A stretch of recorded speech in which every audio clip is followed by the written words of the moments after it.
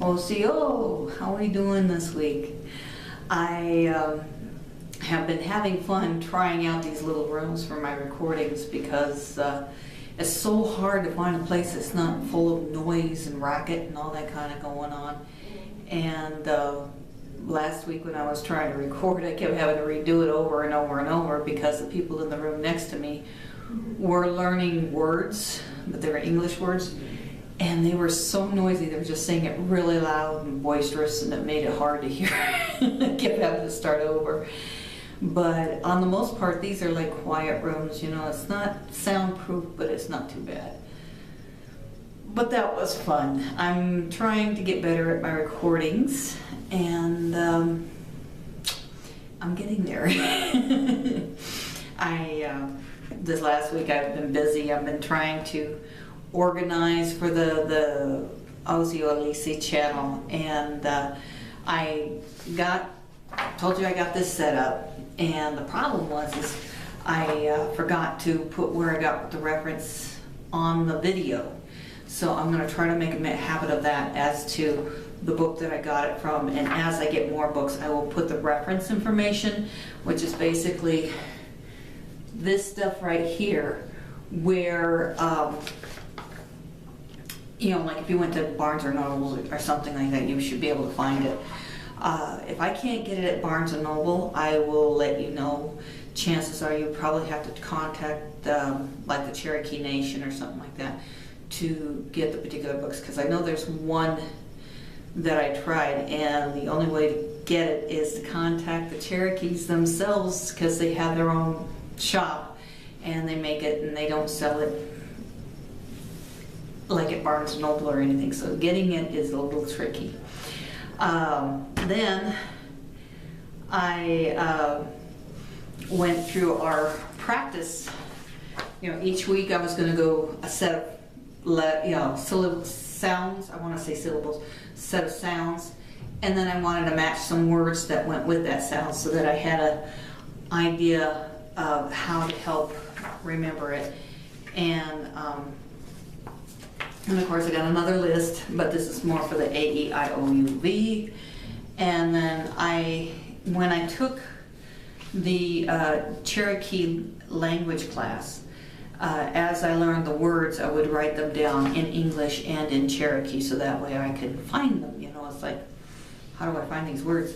And so I got like 3 books that are about that thick with all my notes in it. And so what I did is I typed them up, just like a quick note reference. So this is kind of like the start of my own little dictionary, and these are all the Cherokee. If I look up the Cherokee word, I should be able to find what it means in English. So that's what I was doing. And then in my cleaning, I didn't even know I had this book. It's about Sequoyah, and it's from Troll Associates, Joanne Oppenheim. I have a feeling this person is not a Cherokee, but I was reading it, and it's pretty close to the facts. Basically, it explains how the Cherokee language ended up being written, and it's by a guy named Sequoyah. He was an only child. His father was a trader, in the sense of back in those days you buy and sell things and you trade items, whatnot. And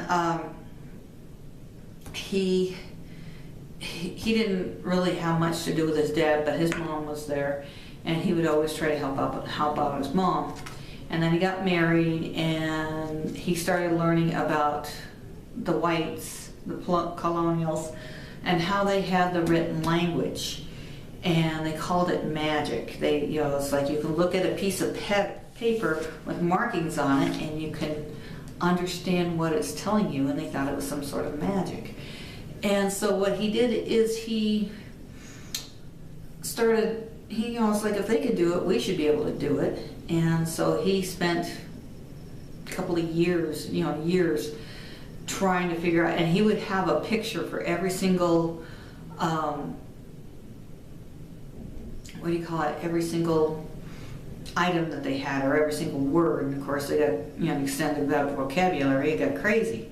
So he decided, or his daughter helped him figure out that there were sounds. There was different sounds, and he was looking at the colonial books and the English books, and noticed that they have these letters in there.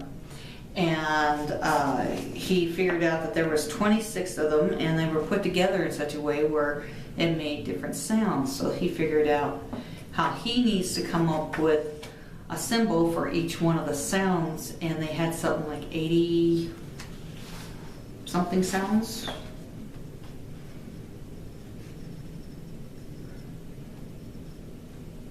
I can't remember. Anyway, there was over 80. And I can't find it here. They came up with over 80 symbols to identify. What they didn't explain in this book is the symbols that he came up with for their language is not what we have today. The reason why is, here's the backstory on that one.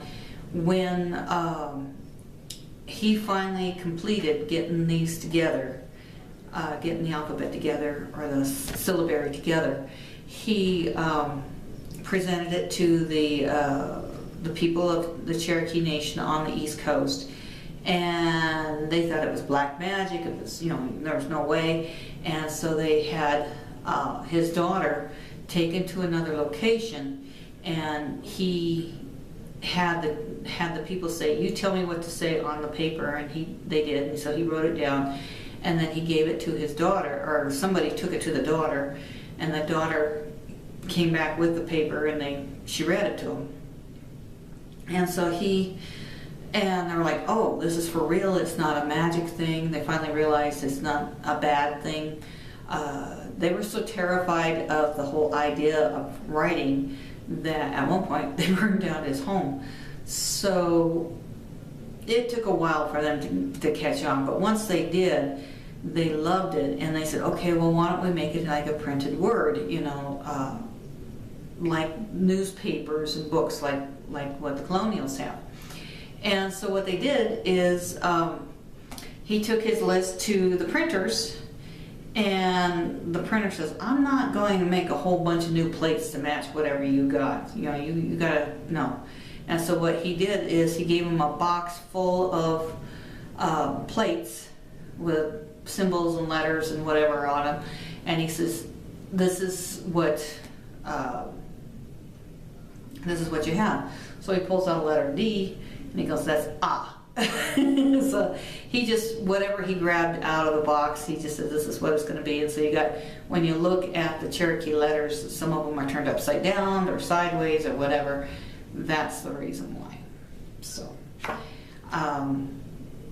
it's, the book's okay. It's not 100% perfect, but it gets the gist of the story. There was more to the story, but it doesn't tell it all.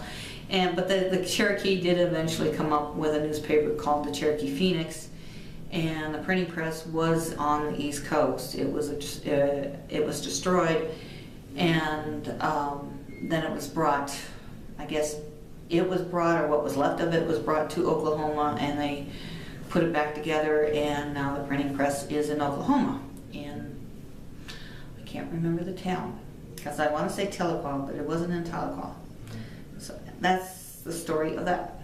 But anyway, that's what I've been working on this week, and trying to get more videos done. For some reason, I found out about the library here that the internet, or the Wi-Fi, is not working for some reason. I don't know why. And so when I asked about it, come to find out, the people in the political circles decided that libraries don't need to be around anymore, and so they don't want to start giving them any more money than they have to. And since this library doesn't have a big following, It's not like a main library or anything, it's just one for our town. They decided not to give them enough money to have decent equipment, which was really frustrating because they had a super Wi-Fi system, and then they said, well, we're going to have the same thing as the city, and then now it's crap and it doesn't work at all. So if anybody knows about that, please let me know, or at least address it, because giving up libraries is just not a good thing.